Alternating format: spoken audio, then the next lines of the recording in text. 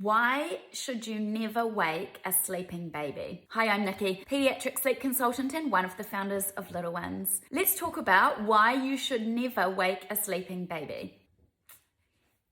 Actually, in truth, you can totally wake a sleeping baby. Let me tell you why. What is a very, very common occurrence, particularly with younger or newborn babies, and actually also then toddlers, is they tend to oversleep. And I know that sounds like some kind of dream that your baby sleeps so much. But what happens is they will oversleep during the day and then they will have a terrible night's sleep. I remember my eldest used to have 4-hour long naps and you're going, this is amazing. And then we would be up every 1 to 2 hours all night long. And that sort of looks like the days and the nights are mixed up and she's got them round the wrong way. It's called day-night confusion. And it happens because their circadian rhythm is so immature. So that means you're going to have to wake your baby.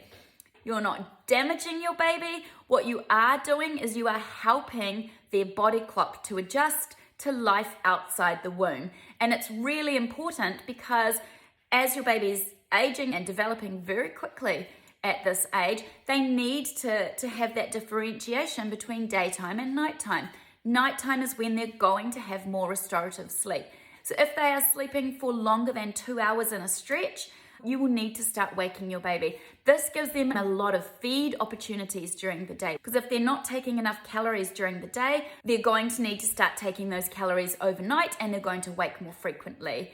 Also, waking them ensures they don't have too much daytime sleep, which simply means they are not tired enough to sleep better overnight. So the first step actually is to educate yourself as to what your little one's daytime routine really should look like at their age, because there will be a specific amount of nap hours they should be aiming for and the ideal amount of awake times. The nap lengths and the awake times is going to create the perfect recipe for really good nighttime sleep. As I mentioned before, this can also happen with toddlers. So once your little one is down to just one sleep, toddlers are busy, they're active, so some might choose to still be sleeping for several hours in their daytime nap. But then you'll probably notice that bedtime is a disaster. They're taking a really long time to fall asleep.